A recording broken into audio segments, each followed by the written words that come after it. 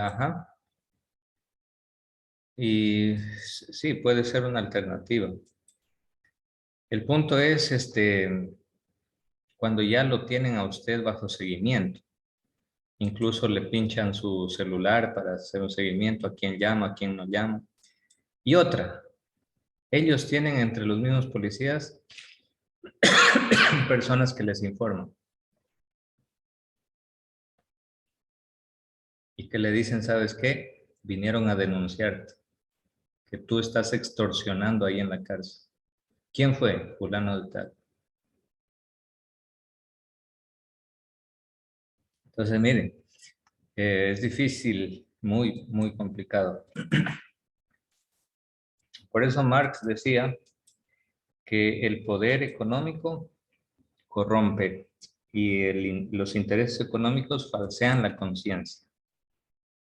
Nietzsche decía que culpa de esta falsa conciencia al resentimiento de la debilidad y apuesta por la restauración de un nuevo hombre. En cambio, Nietzsche decía que un hombre lleno de miedos, porque si es que hace tal cosa se va al infierno, lleno de miedos porque si hace tal cosa es pecado, que ese hombre necesita restaurarlo. Porque esa falsa conciencia es a la final una conciencia de debilidad y que habría que crear un superhombre nuevo que se guíe por la razón y no por el miedo. En cambio, Sigmund Freud decía, ve la causa en las represiones del inconsciente y establece una terapia para abrirle la puerta y darles rienda suelta. Por eso Freud fue psicoanalista. Hasta ahora es muy famoso el psicoanálisis, a través del cual el psicólogo que tiene preparación, formación, entrenamiento en esto, le ayuda a hacer un análisis de los elementos que usted guarda en su memoria, en su conciencia, y que puede estar ahí la explicación de por qué usted se comporta de una manera o de otra manera. Entonces puede estar la explicación ahí en el inconsciente. Ahí puede estar esa explicación. Por ejemplo, hay un caso muy célebre de una niña que era ciega. Era ciega la niña, pero cuando la llevaban al médico, el médico decía, pero ella está bien. Ella no tiene por qué ser ciega. Sus pupilas, su nervio óptico, todo funciona bien. Es imposible que ella diga que esté ciega, pero ella era ciega. La niña era ciega. Entonces los médicos decían, no, eso es imposible, imposible, imposible. Pero la niña era ciega. Literal, no distinguía nada, no podía ver, no, pero los médicos decían, todo está normal, no debería ser ciega. Pero la niña, repito, era ciega. Cuando la sometieron a esto, al psicoanálisis, el psicólogo pudo dar, no sé si la sometieron la hipnotizaron también, pero pudo dar con una situación concreta. Cuando ella era muy pequeña, resulta que una noche un ladrón se había metido por la ventana del cuarto de la niña para robar en la casa. Y cuando la niña se despierta, lo ve a este ladrón al lado de su cama, encapuchado y toda esa cuestión. Y de la impresión, del trauma, del susto que la niña tiene al verlo ese ladrón, la niña quedó ciega. Pero con las diferentes terapias que le hicieron, etcétera, la niña recobró la vista. Pero gracias a la psicología, al psicoanálisis y a todas esas terapias que hace. Entonces, miren, hay casos y casos, ¿no? Entonces, por eso Sigmund Freud decía que la causa está en las represiones del inconsciente, que muchas veces el ser humano consciente o inconscientemente reprime ciertos recuerdos porque le afectan demasiado, los reprime. Entonces establece una puerta para abrirle, la puerta establece una terapia para abrir la puerta a esos recuerdos encerrados en el inconsciente y darle rienda suelta. Entonces los tres afirman que el sujeto no se construye a sí mismo otra vez, sino que es el resultado de condicionantes históricos, sociales, morales y psíquicos. ¿Qué es lo que determina que una persona se comporte de una manera o de otra? Que una persona sea extremadamente tímida. ¿Qué es lo que le condiciona que una persona tenga miedo de hablar en público? Llega a una fiesta, le dice, por favor, usted haga el brindis. La persona dice, no, uy, qué miedo, no, me da vergüenza, ¿qué van a decir? No sé ni qué decir, dice. Mentira. Lo que pasa es que tiene miedo. ¿Y de dónde nace ese miedo? Ese miedo, dice Freud, está almacenado en el inconsciente. Tuvo que haber algún trauma que le hizo causar miedo a esa niña o a ese niño cuando era muy pequeño y que ahora tiene miedo de hablar en público. A lo mejor fue un maestro el que le causó ese trauma, porque cuando era niño lo pasó a la pizarra a hacer una suma y como no sabía hacer la suma, el maestro a lo mejor le gritó, lo trató mal y los compañeritos se rieron. Eso lo traumó para siempre y lo llenó de miedo. Entonces, por eso dicen estos autores que el sujeto no se construye a sí mismo, sino que es el resultado de esos condicionamientos históricos, sociales, morales, psíquicos. ¿Sí? A nivel social influye determinantemente todo lo que nos rodea. Aquí faltaría la parte religiosa, influye muchísimo también para la forma de ser, de comportarse y de actuar de una persona. Estos autores, bueno, tienen frases muy importantes. Marx decía que el motor del cambio es la economía. Él también decía que el motor, el motor de la civilización es la historia misma, movida por la lucha de clases. Marx habla cosas muy hermosas y de mucha rebeldía también contra el sistema. Lo que pasa es que Marx vivió un tiempo en Inglaterra, en tiempos de la Revolución Industrial. Y Marx se dio cuenta cómo el sistema capitalista explotaba a los obreros. En esos tiempos, las fábricas obligaban a trabajar a sus empleados de lunes a sábado hasta 18 horas diarias. ¿Quién aguanta eso? 18 horas diarias. Y por salarios de miseria, por sueldos miserables. Entonces Marx se daba cuenta en todo eso. Entonces él decía que los obreros de esas fábricas tienen que unirse, tienen que organizarse, tienen que luchar contra la clase explotadora que se está aprovechando de su fuerza de trabajo a cambio de unas cuantas miserables monedas. Entonces Marx impulsaba a la lucha. Por eso Marx dice, la peor lucha es la que no se hace. La desvaloración del mundo humano crece en relación directamente proporcional que el mundo de las cosas. Miren, jóvenes, y es verdad.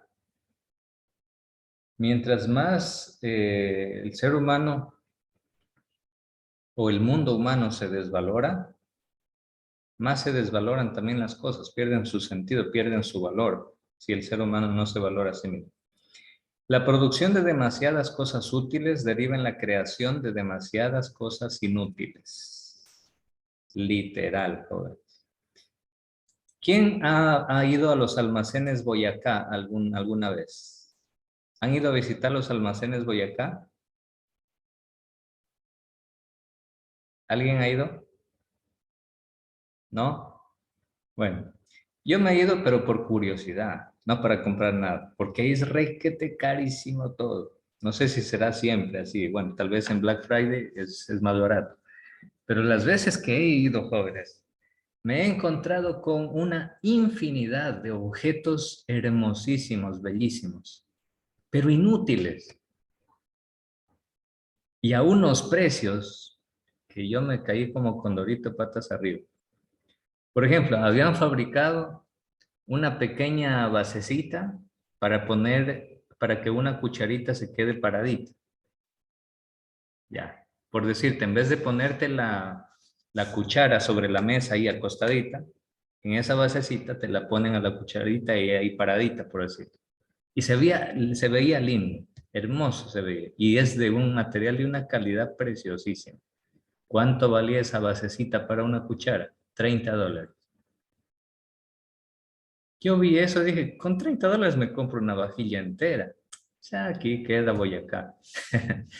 Entonces, eso es lo que dice Carlos Marx. Claro, el que tenga plata, pues que se dé los lujos que quiera, ¿no? Pero los que no tenemos mucha plata, tenemos que hacer trabajar la inteligencia y comprar las cosas que nos son útiles, sobre todo. Tenemos que ser muy prácticos y muy inteligentes al comprar, para no comprar cosas inútiles.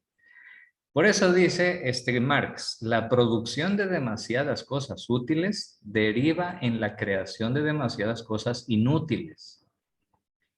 Dice, el capitalismo tiende a destruir sus dos fuentes de riqueza, la naturaleza y los seres humanos. Tal cual, señores. Literalmente esto se cumple al pie de la letra. Eso es lo que hace el capitalismo. Explota al trabajador, al ser humano, y encima de eso termina destruyendo la naturaleza.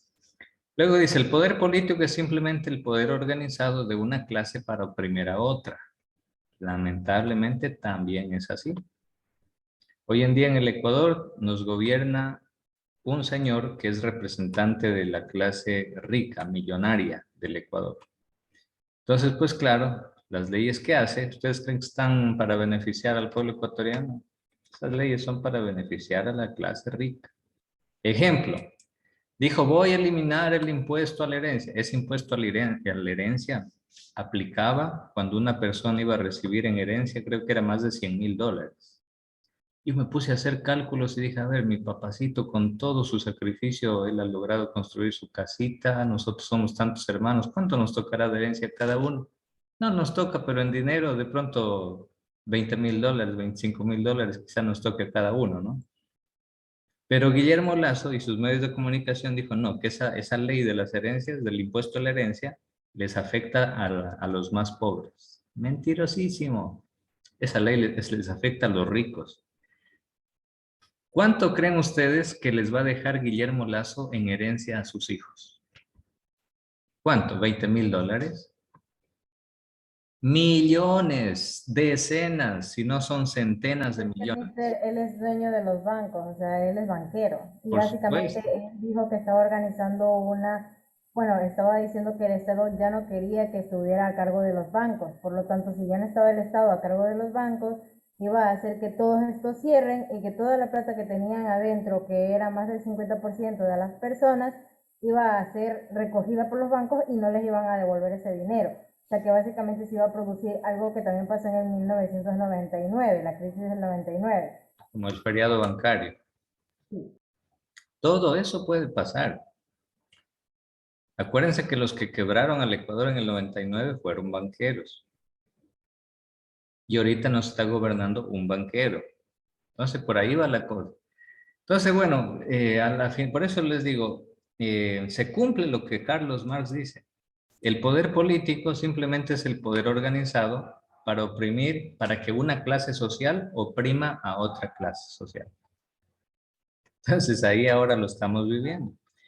Miren, en la proforma del presupuesto para el año 2022 de Guillermo Lazo, él mandó para que le apruebe la Asamblea Nacional esa proforma. Y él promete ahí que va a subir el sueldo para el próximo año, el sueldo básico, lo va a subir en $1, en $1.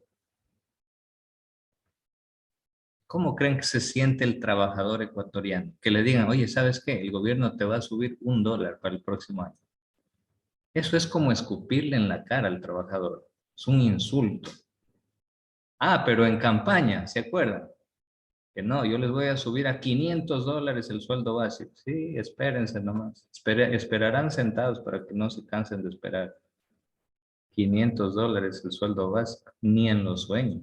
Eso lo dijo para mentir, para engañar, para que le den el voto.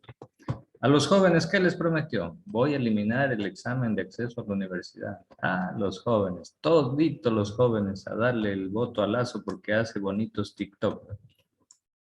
Y vayan a Mira, ver si... ya cambiaron el EAES, que antes era, creo que les daban 2 horas para poder realizar, creo que 89 preguntas o 100 Ajá, preguntas, lo que era, y ahora da 1 hora por realizar 175 preguntas. En menos de 35 segundos, una pregunta. así Ahora es. imagínense. Es decir, se las puso peor todavía. Se las puso peor. Van a tener más preguntas y menos tiempo para cada pregunta. Esa es la clase de políticos realmente. Qué tremendo, ¿no? Y cómo el pueblo ecuatoriano es tan ingenuo para creer en la palabra de esta gente. Pero bueno, ahorita ya estamos con el problema encima y cada vez va peor la cosa, con las crisis carcelarias, con tanta cosa. Bueno, jóvenes, ahí terminamos este tema. Ya les voy a subir unas asignaciones con un taller. Es sobre estas frases de estos filósofos. Analícenlas bien, estas frases son bien bonitas. Aunque son filósofos muy rebeldes, pero dicen cosas muy profundas también. Hay que saber valorar lo bueno de cada quien. Ahí terminamos, jóvenes. Ya les subo la tarea, el taller. Y nada, cuídense. Un buen fin de semana. Buen provecho con el almuerzo y pasen bien. Chao, cuídense.